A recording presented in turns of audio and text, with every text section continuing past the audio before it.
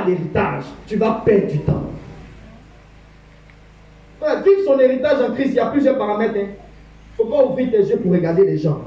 Il faut ouvrir tes yeux spirituels pour découvrir ce à quoi tu es appelé.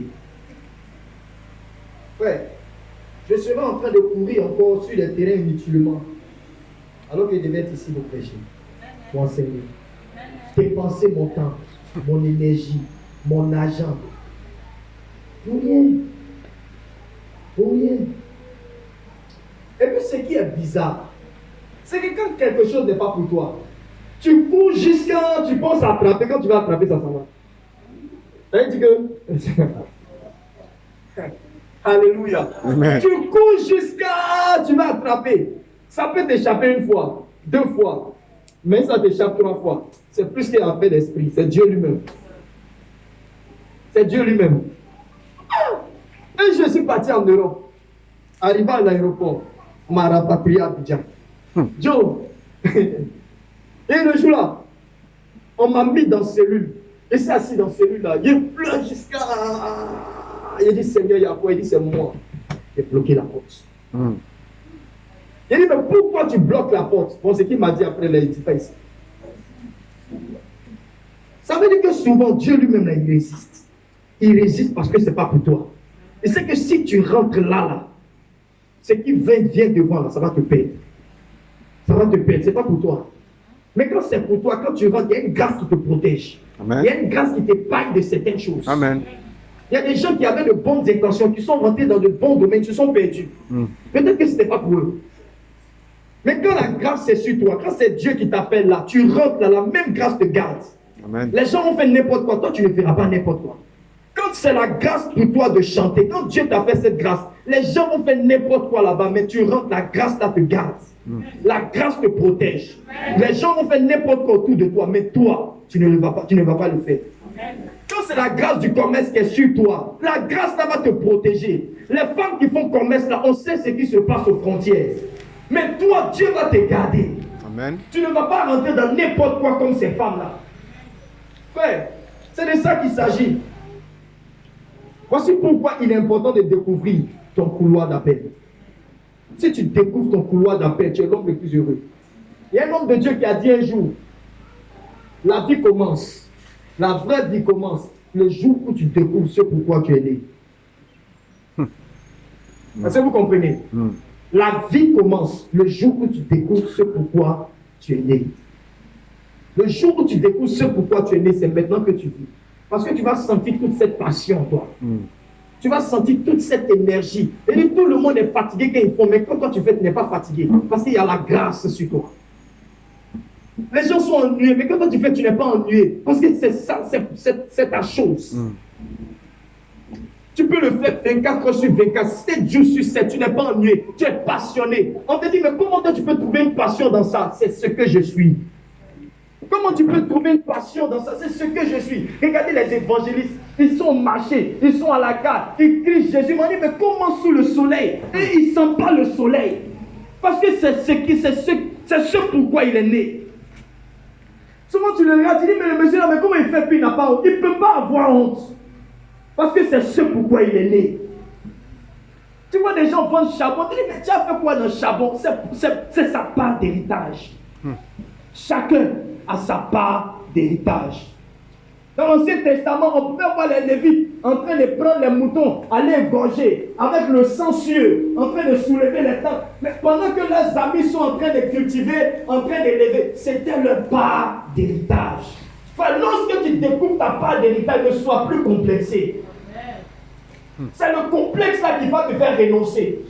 C'est pourquoi celui qui avait reçu un talent, il a dit quoi, j'ai eu peur ici à les cacher. Et il a considéré la vie des gens. Quand tu découvres ta part d'héritage, la vie des gens ne compte plus. Amen. Alléluia. Amen. Pierre a dit, je dois obéir à Dieu aux hommes. Les pharisiens sont venus dire à Pierre, arrête de prêcher au nom de Jésus. Pierre dit, c'est pour ça que je suis né. Je ne peux pas ne pas dire ce que j'ai vu et entendu. Amen. Jugez vous-même. Est-ce que je dois plaire à Dieu aux hommes? Vous-même la jugez. Lorsque Dieu t'a appelé à quelque chose, frère, la vie des gens ne compte plus. Amen. C'est ce que Dieu a dit qui compte. Les gens vont te persécuter. Ils vont dire, toi, on va dire, toi, tu n'as rien d'autre à faire que ça. C'est à ça que je suis appelé. C'est ça. Je suis sûr qu'en ces temps-là, il y avait des gens qui disaient à Pierre, non, toi, tu as laissé ta bague et tout ce que tu faisais là pour commencer à parler de Jésus. C'est à ça que je suis appelé. Amen. Jésus lui a dit, laisse et suis-moi, je ferai de toi pécheur d'homme. C'était ça la part d'héritage de Pierre. Quand Dieu te révèle ta part d'héritage, frère, ne calcule plus. L'une des choses qui font que les gens ne vivent pas leur héritage en Christ, deux fois Dieu leur révèle la part d'héritage, mais ils sont dans les calculs. Si je laisse ce que je suis en train de faire là, pour suivre ça là, comment est-ce que je m'en sors après? Et je suis sûr que Pierre aussi s'est posé cette question. J'ai laissé ma bague, mes filets, je fais comment après? Et ça a tellement brûlé dans son cœur qu'il n'a pas pu se retenir, il allait demander ça à Jésus. Parce qu'il se posait la question. Et non. Bon, nous qu'on a tout laissé pour suivre notre part d'héritage avec toi, on gagne quoi après? Mais ce que j'aime avec Jésus, c'est sa réponse. Alléluia. Amen.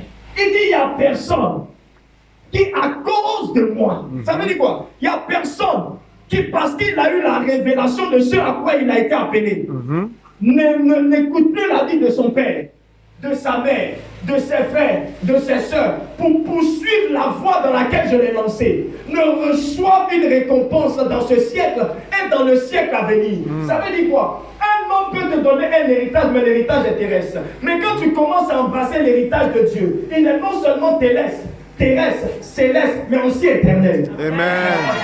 Alléluia. L'héritage des hommes se limite sur la terre. Mais l'héritage de Dieu te conduit jusqu'à dans l'éternité. Le problème, c'est que demain, ou bien à la fin de toute chose, Dieu va nous poser à chacun la question. Qu'est-ce que tu allais faire sur la terre?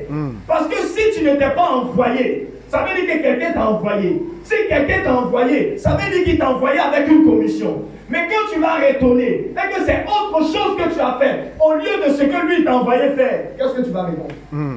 Question. Dieu t'a envoyé être policier. Toi, tu n'es une voleur. Le volet là, il y a plusieurs formes. Il y a plusieurs formes. En masque, on dit, il y a arnaqueur, c'est ça. Il y a des gens qui font business, mais ce sont des voleurs. Mais dans le business là, tu as réussi. Tu as construit des immeubles. Il n'y a pas de problème. Mais qu'est-ce que tu vas répondre? Qu'est-ce que tu vas répondre? Alléluia. Et tu dois vivre ce que Dieu a dit que tu dois vivre. Frère, si tu es conscient avec moi que nous ne sommes pas venus de nous-mêmes, qui de lui-même a décidé de venir sur la terre? Personne. Nous avons découvert que nous existons. C'est Dieu qui nous a envoyés. Et quand Dieu envoie quelqu'un, il t'envoie avec une mission. Il t'envoie avec une commission. Il t'envoie avec un mandat. Il y a quelque chose qui t'accompagne. Il y a quelque chose qui t'envoie faire. Je crois dans mon cœur que si chaque homme accomplissait ce pourquoi Dieu l'avait envoyé, le monde n'allait pas être aujourd'hui ce qu'il est. Si chaque homme était en train de courir dans le couloir auquel Dieu l'a appelé, le monde ne serait pas aujourd'hui ce qu'il est. Amen. Mais les gens sont devenus méchants parce qu'ils sont frustrés. Méchants parce qu'ils sont désordonnés, ils sont déréglés. Ils ne sont pas là où ils doivent être. Alléluia. Amen. Que Dieu te fasse grâce. Amen. Que Dieu te fasse grâce cette année. Amen. Que Dieu te révèle ta portion. Amen. Que Dieu te révèle ton couloir. Et que tu commences à courir. Le diable peut te bloquer. Tu as un chemin qui n'est pas ton chemin parce que tu ne maîtrises pas. Mais sur le chemin qui est pour toi, naturellement, tu le maîtrises. Amen. Même quand le diable met des obstacles, tu vas finir par les surmonter. Amen.